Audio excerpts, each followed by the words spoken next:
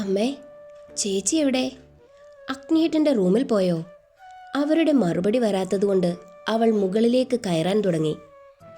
മീര, ആ എന്താ വിക്രമങ്ങൾ? മോൾ എങ്ങോട്ട് പോവാ? ഞാൻ ചേച്ചിയുടെ അടുത്ത്. ബെസ്റ്റ്, വിക്രം ഉള്ളിൽ ഓർത്തു. മോളിങ് വന്നേ.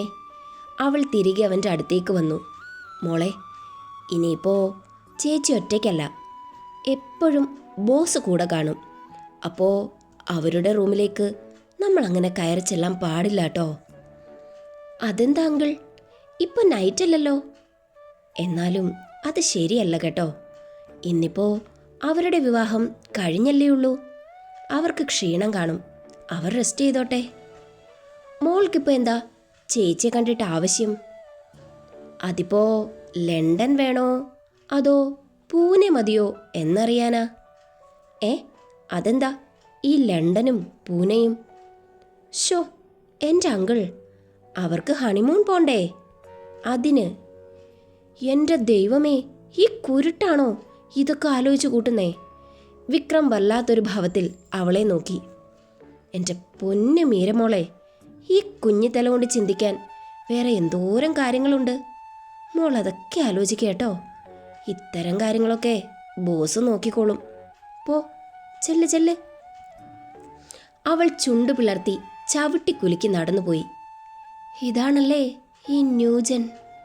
വിക്രം അന്താളിപ്പോടെ നിന്നുപോയി, നടന്നുപോയി. ആ സമയം അഗ്നിയുടെ റൂമിൽ നച്ചു. അവൻ്റെ ശബ്ദം പോലും വിറച്ചിരുന്നു. സ്കർട്ടും ബ്ലൗസുമിട്ട് നച്ചു. അവനവളെ ആകമാനം ഒന്ന് നോക്കി. ബ്ലൗസിനും സ്കർട്ടിനും ഇടയിൽ കാണുന്ന ചെമ്പൻ രോമങ്ങൾ നിറഞ്ഞ അവളുടെ അണിവേറിലേക്ക് നോട്ടമെത്തിയതും അവൻ്റെ നിയന്ത്രണം തെറ്റിത്തുടങ്ങി. വെളുത്ത നിറത്തിലെ ബ്രൗൺ ഗർത്തം, അത് അവൻ്റെ സിരകളിൽ ചൂട് പടർത്തി. ആവേശത്തോടെ അവൻ അവിടേക്ക് മുഖമമർത്തി. അവൾ വിരലിൽ കുത്തി ഉയർന്നു പൊങ്ങി. അവളുടെ തല ഗ്ലാസിൽ ചാരി. അവൻ്റെ കട്ടിയുള്ള മീശയും കുറ്റിത്താടിയും അവളിൽ ചെറു നോവുണർത്തി. അവൻ്റെ മുഖം ഇഴഞ്ഞു നടന്നു. ചുഴിയിൽ നാവുകൊണ്ട് കളം വരച്ചുകൊണ്ട് അവൻ തൻ്റെ പ്രണയം പകർന്നു. അവളുടെ കൈകൾ അറിയാതെ അവൻ്റെ തലയിൽ പിടിച്ചു. വിരലുകൾ അവൻ്റെ മുടിയിലേക്ക് നൂണ്ട് കയറി. ഒരു നിമിഷം അവൻ തൻ്റെ നാവ് ചുഴിയിൽ കുത്തിയിറക്കി. അവൾ പിടച്ചിലോടെ അവൻ്റെ മുടിയിൽ കുറുകെ പിടിച്ചു, മുറുകെ പിടിച്ചു. ആ പിടിയിൽ അവന് ഒരല്പം വേദനിച്ചു. പക്ഷെ ആ വേദനയ്ക്ക് ഒരു സുഖമുണ്ടായിരുന്നു. അവൻ്റെ നാവുകൾ അവയെ ചുഴറ്റി നുണഞ്ഞു വലിച്ചു. അവളുടെ ശ്വാസഗതി ഏറിത്തുടങ്ങി. അവളുടെ കണ്ണുകൾ മേലേക്ക് മറിഞ്ഞു തുടങ്ങി. അവൾക്ക് തൻ്റെ കാലുകൾക്ക് ശക്തി കുറഞ്ഞ് ബാലൻസ് നഷ്ടപ്പെടുന്നത് പോലെ. ദേവേട്ടാ. അവളുടെ സ്വരത്തിൽ അവശത അവൻ തിരിച്ചറിഞ്ഞു. ഒന്നുകൂടി ആഞ്ഞു നുണഞ്ഞുകൊണ്ട് അവൻ നിലത്തൂന്നെണീറ്റ് അവളെ നോക്കി. ഗ്ലാസിൽ ചാരി കണ്ണുകൾ അടച്ചു നിൽക്കുന്ന തൻ്റെ പെണ്ണിനെ കണ്ടപ്പോൾ പൊതിഞ്ഞ് പിടിച്ച് നെഞ്ചോട് ചേർത്ത് മൊത്തത്തിൽ അലഞ്ഞു നടക്കാൻ തോന്നിപ്പോയവന്. അവൻ അവളുടെ നേരെ നിന്നു. മുഖത്തേക്ക് മെല്ലെ ഊതി.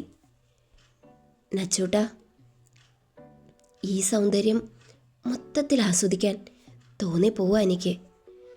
മറയെല്ലാം നീക്കി നീന്തി തുടിക്കാൻ കൊതി തോന്നിപ്പോവാ നച്ചൂട്ടാ. അവൻ്റെ കൈകൾ അവളുടെ കഴുത്തിൽ അമർന്നു. അവളുടെ ചെഞ്ചുണ്ട് വിറകൊള്ളുന്നത് കണ്ടതും അവന് ഭ്രാന്തായിപ്പോയി. ഒരു നിമിഷം അത് തൻ്റേതാക്കാൻ അവൻ്റെ ഉള്ളു കൊതിച്ചു.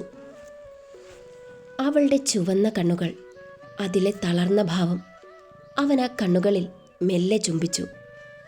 അപ്പോൾ അവന് തൻ്റെ നെഞ്ചിൽ തട്ടിയ മാറിൽ മുഖം ചേർക്കാൻ കൊതി തോന്നി. അവളുടെ കഴുത്തിൽ ചുംബിച്ചവൻ ബ്ലൗസിനു മുകളിലൂടെ ഒന്ന് നുണഞ്ഞു. അവൾ പിടച്ചിലോടെ അവനെ കെട്ടിപ്പിടിച്ചു. ദേവേട്ടാ, എന്താടാ, ഇഷ്ടായില്ലേ? എന്നോട് ദേഷ്യമായോ? എനിക്ക് എന്തോ പോലെ.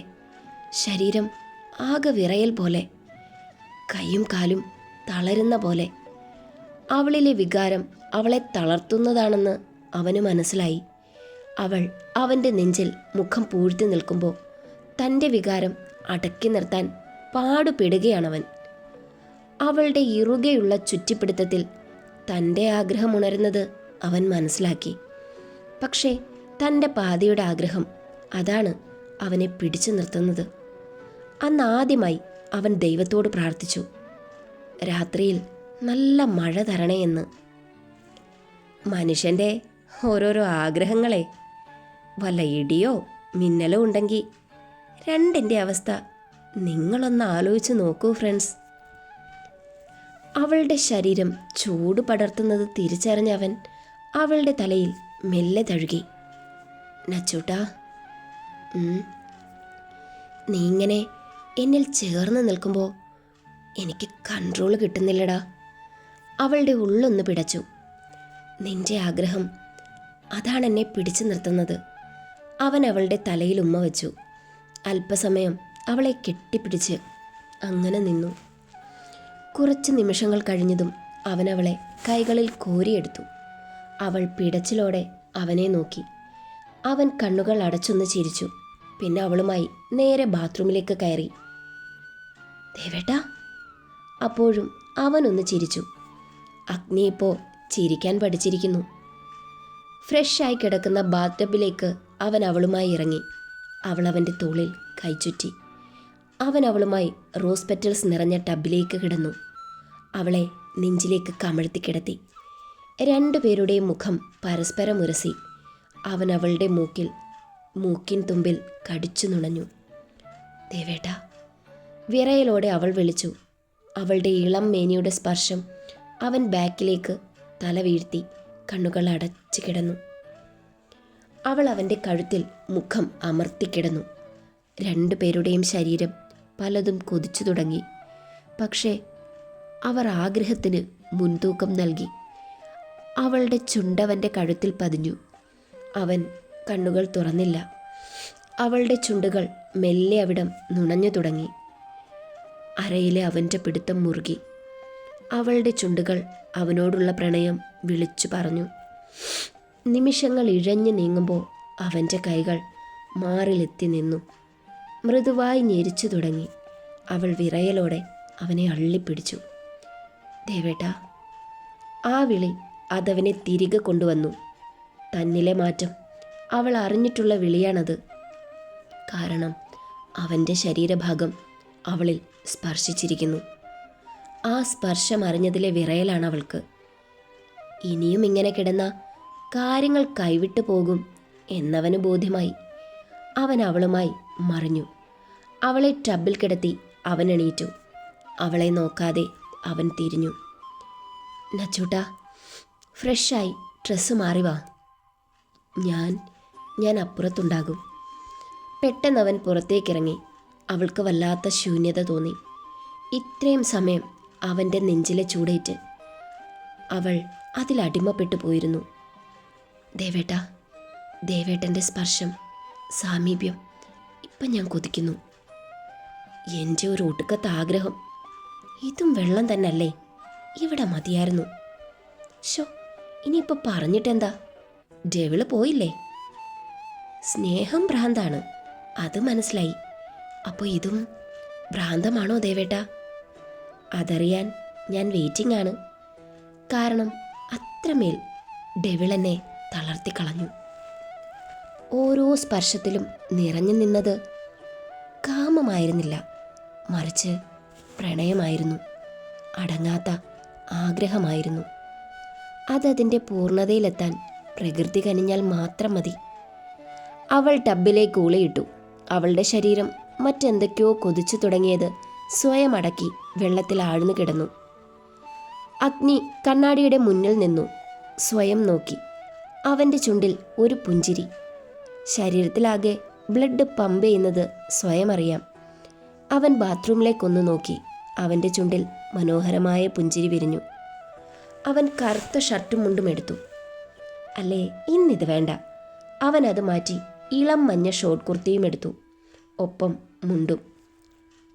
അത് ധരിച്ചുകൊണ്ട് കൈമടക്കുമ്പോൾ നച്ചുവിൻ്റെ വിളി. ദേവേട്ടാ, എന്താടാ?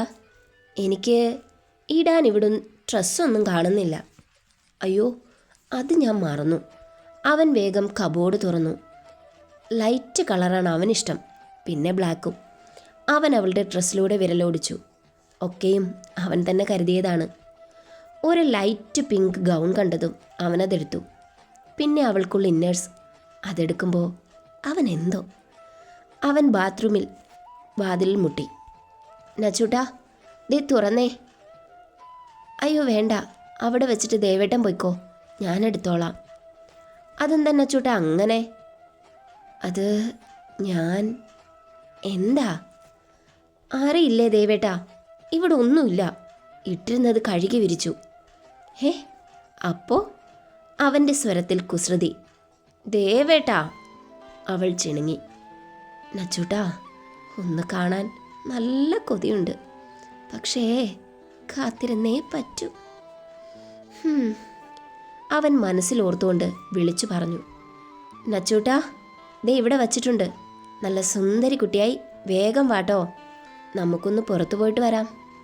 എങ്ങോട്ടാ ദേവേട്ടാ? അതൊക്കെയുണ്ട്, വേഗം വാ. അവൻ ഡ്രസ്സ് അവിടെ വെച്ചിട്ട് തിരിഞ്ഞു നടന്നു. റൂം ചാരിക്കൊണ്ട് അവൻ താഴേക്കിറങ്ങി. വിക്രം.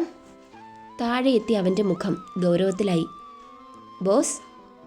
വിക്രം, ഞാൻ നച്ചുവുമായി പുറത്തേക്കൊന്ന് പോവാ. ബോസ്, ഞാൻ റെഡിയാണ്. വേണ്ട വിക്രം, ഞാനും എൻ്റെ പെണ്ണും മാത്രം മതി. Boss, security. No problem Vikram, ഞാൻ ശ്രദ്ധിച്ചോളാം. ഞാനും 2 പേരും നിങ്ങളുടെ പിന്നാലെ കുറച്ച് ഡിസ്റ്റൻസ് ഇട്ട് വരാം ബോസ്. വേണ്ട വിക്രം, നിങ്ങൾ ഇവിടെ വേണം.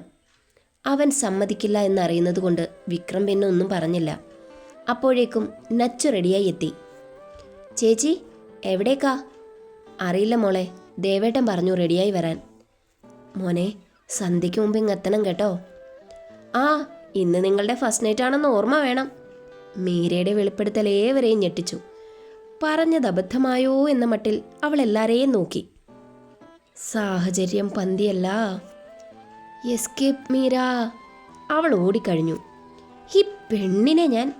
സുമതിയമ്മ അവളുടെ പിന്നാലെ പാഞ്ഞു. വിക്രം ചിരിയോടെ നോക്കി നിന്നു. അഗ്നി നച്ചുവിൻ്റെ കയ്യിൽ പിടിച്ചു. അവർ പുറത്തേക്കിറങ്ങി. അവൻ ഡ്രൈവറെയും ഒഴിവാക്കി തൻ്റെ കാറെടുത്തു. അവൾ മുന്നിൽ കയറിയതും അവൻ കാറെടുത്തു. മുംബൈ നഗരത്തിലൂടെ അവൻ കാർ ചീറിപ്പായിച്ചു. അവൾ അവൻ്റെ കയ്യിൽ കോർത്തു പിടിച്ച് തോളിൽ തലചായ്ച്ചു. അവൻ അവളുടെ തലയിൽ ചുണ്ടുകൾ അമർത്തി. ദേവേട്ടാ, എവിടേക്കാ നമ്മൾ പോകുന്നേ? അതൊക്കെയുണ്ട്, പറയ് ദേവേട്ടാ. കുറച്ചൊന്ന് ക്ഷമിക്കുന്നച്ചൂട്ടാ. ദേ, നമ്മളെത്തി.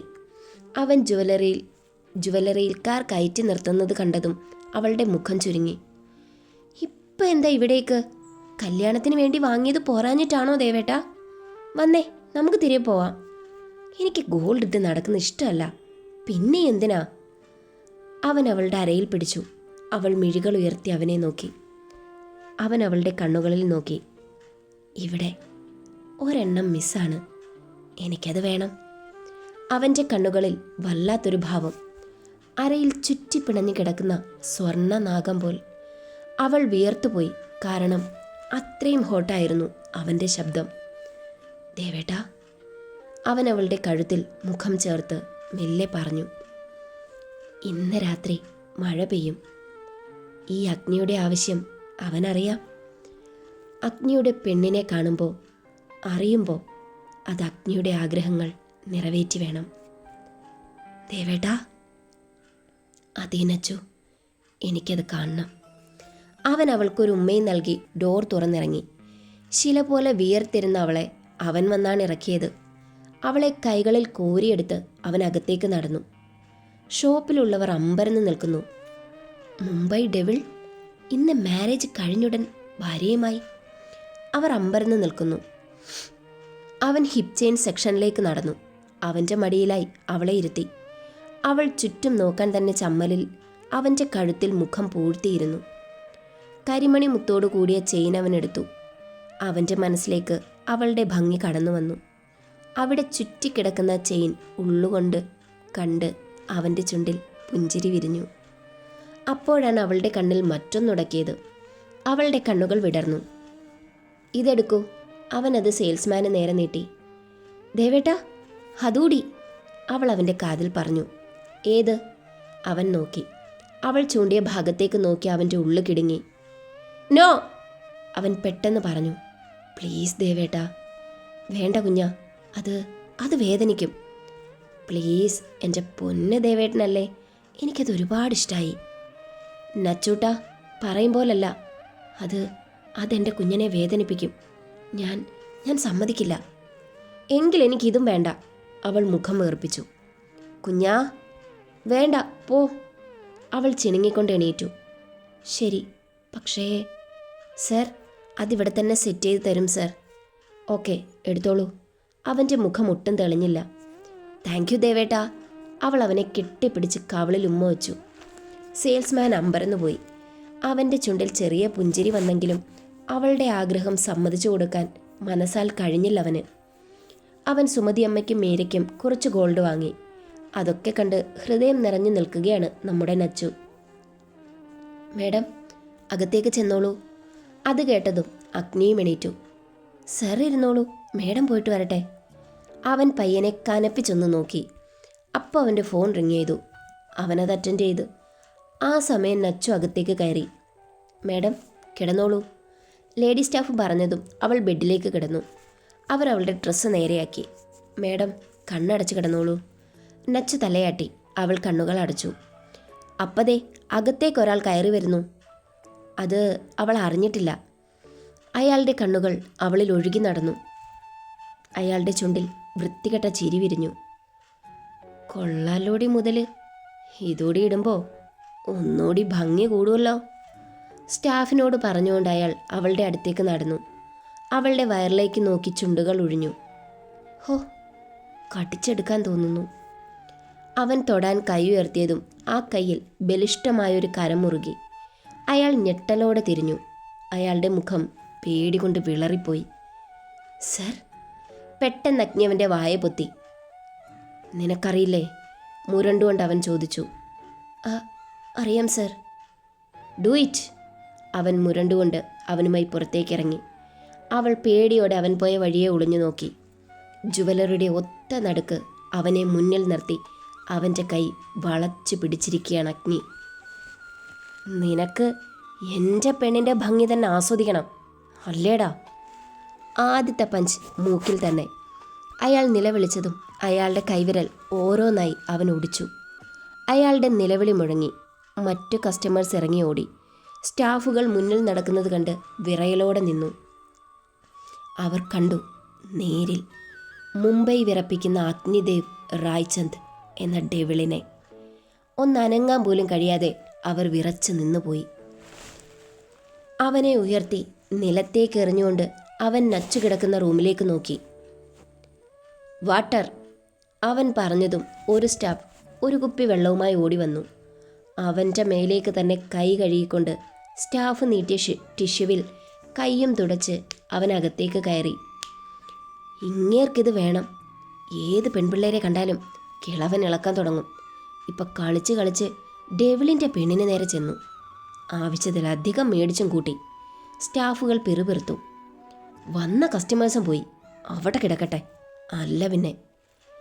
അഗ്നി ചെല്ലുമ്പോൾ ഇതൊന്നും അറിയാതെ അതേ കിടപ്പാണവൾ. അവൻ സ്റ്റാഫിനെ നോക്കി. അവൾ പേടിയോടെ അല്പം വലിയൊരു സൂചി കയ്യിലെടുത്തു. അഗ്നിയുടെ നെഞ്ചു പിടഞ്ഞു. അവൾ നച്ചുവിൻ്റെ ചുഴിയിൽ സൂചി ഇറക്കി. നച്ചു ഒന്ന് ഞെട്ടിവിറച്ചു. അഗ്നിയുടെ ഹൃദയത്തിൽ രക്തം പൊടിഞ്ഞു. നച്ചു. അവളുടെ വേദന നിറഞ്ഞ കണ്ണുകൾ അവനെ വേദനിപ്പിച്ചു. അവളുടെ നിറഞ്ഞ കണ്ണുകൾ അവനെ വേദനിപ്പിച്ചു. അവളൊന്ന് ചിരിച്ചു. ഒന്നുമില്ല ദേവേട്ടാ, കഴിഞ്ഞു. അവൾ കണ്ണീരോടെ ചിരിച്ചു. ബെല്ലിറിങ് ഇട്ടു കൊടുത്തുകൊണ്ട് സ്റ്റാഫ് അവനെ നോക്കി. അവൾക്ക് അത്ഭുതം തോന്നി.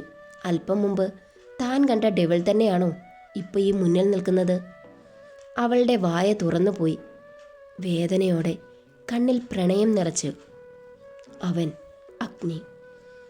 നച്ചു അവനെ നോക്കി ചിരിച്ചതും ചോര പൊടിഞ്ഞു നിന്ന ചുഴിയിൽ അവൻ മെല്ലെ മുത്തി. സ്റ്റാഫിൻ്റെ കിളികൾ മുഴുവൻ പറന്നു. ഇനി ബാക്കി നാളെ. പറ്റിയ വൈകുന്നേരം സിന്ദൂര ചെപ്പ് തരാട്ടോ.